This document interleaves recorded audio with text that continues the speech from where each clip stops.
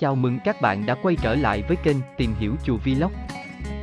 Hôm nay xin giới thiệu Quan Âm Cổ Tự Linh Thiêng với các điểm nhấn rất quý giá là tượng Phật Thích Ca bằng gỗ hương, đại hồng chung cùng có niên đại hơn 200 năm và tượng Phật Niết Bàn dài 32 m nằm theo dáng kiết tường. Giới thiệu thông tin chung.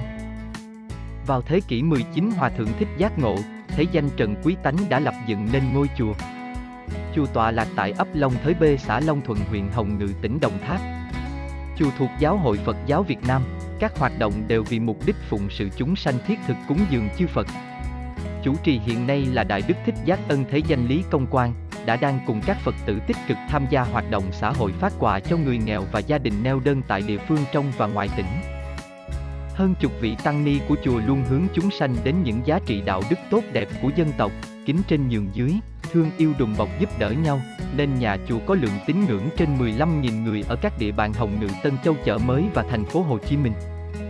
Mỗi tháng chùa đều có mở 4 khóa niệm Phật thu hút trên 2.000 người quy y Tam Bảo tham dự. Trong Hoàng Pháp Lợi Sinh, chùa thường sử dụng kinh Diệu Pháp Liên Hoa, kinh Dược Sư, văn sám hối 6 căn và câu truyện Phật giáo để truyền tải giá trị đạo đức tốt đẹp ẩn sau lời kinh tiếng mõ. Quan Âm Cổ Tự hành lễ thường ngày có 3 thời là 4 giờ sáng, 4 giờ chiều và 6 giờ tối. Ngoài ra còn có các ngày lễ dỗ đặc trưng riêng, cụ thể các ngày xem ở cuối video này.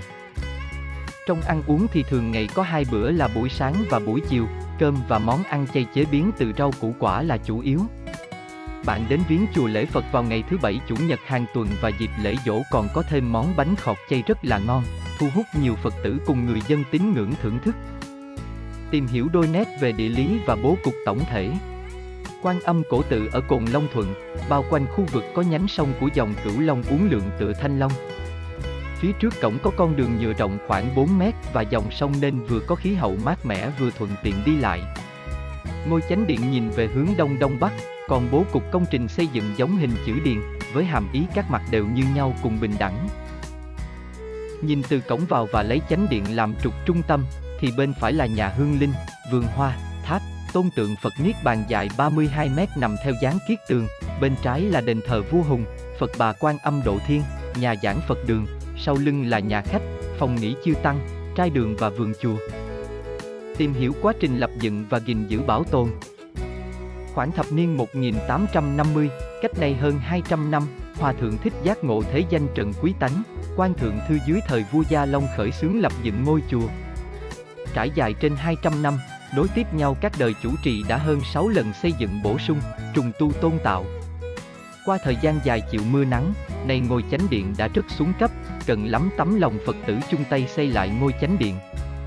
Cảm nhận ý nghĩa vật phẩm ở khuôn viên. Đôi nghê dũng mãnh đặt trước cổng Tam Quan, là linh vật thuần Việt được sáng tạo để bảo vệ đời sống tâm linh của người Việt. Con nghê sở hữu thân hình thanh mảnh của loài chó, nhưng có đầu của loài kỳ lân và răng nanh móng vuốt sắc nhọn của loài rồng, thể hiện sự oai nghiêm oai phong, sức mạnh và khí chất ngút trời của loài linh thú để đứng ngang hàng với tứ linh Long Lân Quy Phụng. Con nghê là linh vật gần gũi, thân thuộc và trung thành nhất với con người, có tác dụng trấn trạch, hóa giải điềm xấu để đem lại cuộc sống bình an, yên ấm cho con người. Đôi nghê dũng mãnh đặt ở cổng chào còn tượng trưng cho sự nghênh đón khách quý. Cổng Tam Quan hoặc Tam Bảo hoặc Tam Giải Thoát Môn, mang ý niệm 3 cách nhìn của Phật giáo gồm có hữu quan, không quan và trung quan, thể hiện cái sắc, cái không và trung dung. Cổng Tam Quan có 3 lối đi với cửa giữa lớn hơn 2 cửa bên, trán cửa ghi tên Quan Âm Cổ Tự, hai bên lối đi đắp câu đối, đi hết dãy tượng La Hán là đến minh đường vừa đủ lớn. Ở giữa minh đường là hồ nước có tượng Phật Di Lặc và đôi sư tử nhà Phật. Hình tượng Phật sư mang tính Phật, nó bớt đi những điều hung dữ, lược bỏ yếu tố mãnh thú thì nó đại diện cho sự không sợ hãi, sự hoan hỷ tuyệt đối, tượng trưng cho sự gắn kết giữa ý thức cá nhân và sự điều khiển hành vi đạo đức. Chuông là một pháp khí linh thiêng được dùng để kêu gọi tín đồ cầu nguyện và lễ Phật. Tiếng chuông chùa khi rung lên còn được xem là tiếng chuông cảnh tỉnh, thức tỉnh bản thân. Tiếng chuông ngân lên rồi tắt lụi, có thể nghe được mà không bắt được. Giống như tiếng chuông, mọi thứ đều nhất thời vô thường, sẽ tàn lụi. Chúng hiện hữu trong cảm giác người quan sát nhưng lại không có thực. Chuông to ở chánh điện nặng tới vài trăm kg, chuông nhỏ hơn được đúc cách đây 200 năm với nét hoa văn tinh xảo từ thời vua Gia Long. Vườn chùa với cảnh thiền tĩnh lặng, cây cối tạo bóng mát thanh thoát khắp bốn mùa để tâm hồn con người trở nên thanh thản nhẹ nhàng, hoan hỷ vô vi và gần gũi với thiên nhiên an lành. Các loại cây cổ thụ được phân bổ xung quanh vườn chùa cao vút, vươn lên tỏa bóng mát quanh năm như chí khí của người tu hành, cùng với đó là các loại cây hoa phối cảnh trong không gian bố cục hài hòa thẩm mỹ.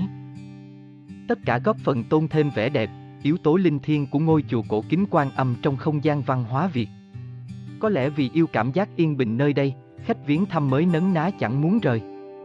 Đến với vườn chùa khách còn được thưởng thức cả vị và thanh, hương hoa phong lan ngọt ngào, hương sen chân chất, chú chim nhỏ trên cành ngó nghiêng, con cá dưới ao hồ quẩy đuôi đớp bóng nước. Tiếng gió sạc sào khe khẽ, tiếng côn trùng, chim chóc hòa quyện. Cây bồ đề, hoặc cây giác ngộ, biểu tượng cho trí tuệ và sự giác ngộ của Đức Phật, tượng trưng cho sự cảnh tỉnh, cách sống ngay thẳng và thánh thiện. Cây giúp mang lại những điều may mắn, bình an.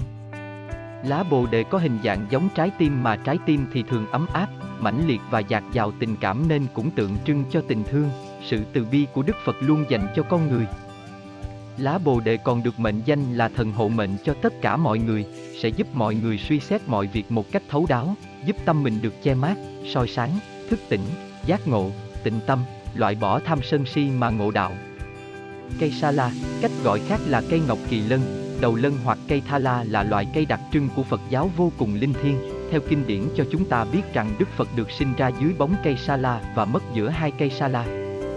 Cây sa la mang ý nghĩa luôn yêu thương và đùm bọc lẫn nhau. Ngoài ra, dù thân cây có xấu xí, cằn cỗi thì hoa vẫn đua nhau nở rộ với sắc đỏ đẹp mắt. Hoa sa la một vài nơi còn gọi là hoa vô ưu chính là sự thấu hiểu và nhìn nhận cuộc sống với cái nhìn thuần khiết không chứa đựng thành kiến. Loài hoa sa la nhắc chúng sinh tìm về bản tính có sẵn khi sinh ra, hiền lành và yêu thương tất cả mọi người, cố gắng vươn lên trong cuộc sống dù cho bản thân có yếu kém, không tài giỏi như người khác. Cây vú sữa là loài cây nói về tình mẫu tử thiêng liêng, tình yêu thương vô bờ bến của người mẹ dành cho con. Chùa trồng vú sữa ở vườn và trước sân để nhắc nhở chúng sinh về tình cảm thiêng liêng đẹp đẽ của người mẹ, tình cảm gia đình luôn bền chặt, gắn bó yêu thương đùm bọc nhau như tình mẫu tử thiêng liêng. Cây mít là cứu cánh tới cùng của mọi sự đến bờ giác ngộ, nơi không còn sinh tử lo âu, tượng trưng cho đại trí tuệ, nhắc nhở con người cần phải tĩnh tâm trên con đường trí tuệ. Cây sứ tuy với thân hình khẳng khiu khô cằn nhưng là một cây thiên trong hệ cây thiên mệnh, nghĩa là sinh khí, linh hồn của vũ trụ trời đất. Theo quan niệm nhà Phật, loài cây này có khả năng hút sinh lực từ bầu trời chuyển xuống cho đất và nước để khởi phát một cuộc sống viên mãn. Cây sao, được trồng làm bóng mát, gỗ sao cứng cáp chắc chắn, vân gỗ mịn đẹp lại có khả năng chống nước, không bị nước chịu được va đập, chống mối mọt nên được sử dụng để làm đồ nội thất, đóng tàu ghe và làm thuốc trong y học. Cây dừa có sức sống lớn, có bóng mát, chống bụi, chống ô nhiễm nên có tác dụng tăng cường dương khí, giảm âm khí từ ngoài vào, từ đó đem lại vận khí tốt, sự may mắn, nhiều sức khỏe và tài lộc. Dạo bước vườn chùa, âm thanh của thiên nhiên không khiến đôi tai khó chịu. Dẫu chẳng theo bản nhạc nào nhưng nó vẫn như tác phẩm hòa âm đẹp đẽ. Tại không gian mà con người hòa mình vào thiên nhiên, xem bản thân như một phần của cỏ cây hoa lá, hơi thở, nhịp tim bỗng như chậm lại, không nỡ bước vội, không muốn lớn tiếng, ngại phá vỡ sự yên bình sẵn có như từ thuở sơ khai. Dẫu không là người tu hành, chúng ta vẫn khát khao một không gian êm dịu quanh mình như vườn chùa nơi đây. Tìm hiểu sơ bộ về kiến trúc ngôi chánh điện, chùa Quan Âm mang đậm nét kiến trúc truyền thống văn hóa Việt Nam có giao thoa với kiến trúc Ấn Độ, thể hiện ở những nét sau. Về bố cục hình dạng ngôi chánh điện là sự tinh tế cách lồng ghép của hai chữ nội công ngoại quốc, mặt gió chánh điện ở giữa là mái vòm lớn còn hai bên là mái vòm nhỏ, những họa tiết được trang trí cực kỳ công phu ở trên đỉnh nóc, tường, mái, cột trụ và trần nhà. Mái chùa lập ngói phẳng xếp chồng lên nhau, triền mái thẳng, phần mái lớn chiếm 2/3 chiều cao mặt đứng, cột chùa là hệ cột cao, tròn đều vừa phải. Có cột cái cột con và cột hiên. Tổ chức không gian ngôi chánh điện, từ ngoài vào trong, tạm chia làm 3 không gian. Không gian 1 là tiền đường nơi Phật tử tập trung làm lễ. Không gian 2 là Đại Hùng Bảo Điện tức chánh điện thờ Phật, nơi Phật tử quỳ lạy trong hành lễ, ở phía trước hai bên trái, đặt chuông trống đánh lễ hàng ngày. Ở giữa gian có 3 án thờ với từng án trong cao ngoài thấp. Án cao nhất, ở giữa thờ Phật Thích Ca, hai bên là Lộc Bình. Lộc bình tạo ra sự uy nghiêm và trang trọng cho không gian chánh điện, giúp cho ngôi chùa hội tụ và lưu giữ những sinh khí tốt đẹp nhất của đất trời, giúp cho không gian thờ cúng trở nên sạch sẽ và tôn nghiêm hơn, mang lại nhiều may mắn thịnh vượng và tài lộc cho người đến lễ Phật. Án giữa, ở giữa thờ Phật Thích Ca. Bên trái là tượng Bồ Tát Phổ Hiển cưỡi voi trắng 6 ngà, voi trắng tượng trưng cho trí huệ vượt chướng ngại, 6 ngà tượng trưng cho sự chiến thắng 6 giác quan. Bên phải là tượng Bồ Tát Văn Thù cưỡi trên một con sư tử, tượng trưng cho trí huệ phá đêm tối của vô minh, cho kinh nghiệm giác ngộ đạt được bằng phương tiện tri thức. Án dưới cùng là cặp lộc bình.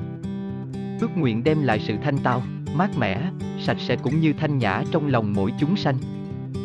Không gian 3 là hậu tổ, nơi thờ vị tổ Khai Sơn và chủ trì đã khuất. Bàn thờ tổ nằm ở giữa gian kèm theo long vị. Chùa coi trọng không gian thờ tổ, hình thành kiểu thờ tiền Phật hậu tổ, nói lên tầm quan trọng của con người trong việc mở mang Phật giáo. Nhà giảng Phật đường là nơi thuyết pháp và tu tập nhằm để dương cao ngọn cờ chính pháp, theo con đường chính đạo không vi phạm pháp luật, mang lời dạy của Đức Thế Tôn lan tỏa khắp nơi, cảnh tỉnh thế nhân hướng về nẻo giác, lánh giữ hành từ, xây dựng bảo đường trong lòng dân tộc, ươm mầm thiện pháp đến với mọi tầng lớp trong xã hội, nhớ đến một nền giáo dục có đạo đức lấy nhân quả làm căn bản, nhằm có một cuộc sống hướng thượng và hướng thiện. Trai đường là nơi tăng ni, Phật tử và dân tín ngưỡng đến viếng chùa lễ Phật dùng cơm chay miễn phí do chùa mời. Trai đường cùng lúc có thể phục vụ cho khoảng 500 người. Chung tay giữ gìn và phát huy giá trị vật thể, phi vật thể ở Quan Âm Cổ Tự. Trong chùa còn lưu giữ nhiều tài liệu, hiện vật đâu đó cũng đã trên 200 năm rất quý giá như tượng Phật Thích Ca ở chánh điện bằng gỗ hương, một quả chuông đồng lớn, đại hồng chung, đúc dưới thời vua Gia Long. Chuông có đường nét hoa văn tinh xảo, âm thanh trong trẻo. Chuông màu nâu đỏ, có kích thước khá lớn. Quai chuông là một đôi bồ lao đấu lưng vào nhau, 4 chân ông lấy thân chuông. Đuôi hướng lên phía trên đỡ quả hồ lô. Bồ lao có đầy đủ các bộ phận như râu, tóc, sừng, vây, đao lửa, mũi to, miệng há rộng ngậm ngọc, thân và chân có vảy. Vai chuông hơi vuông, thân phình, miệng loe rộng, gờ miệng giật cấp. Toàn thân chia làm 8 ô, 4 trên, 4 dưới, ngăn cách giữa các ô là những đường chỉ nổi gồm 5 đường ngang và 5 đường dọc, đường ở giữa to hơn 2 đường bên cạnh.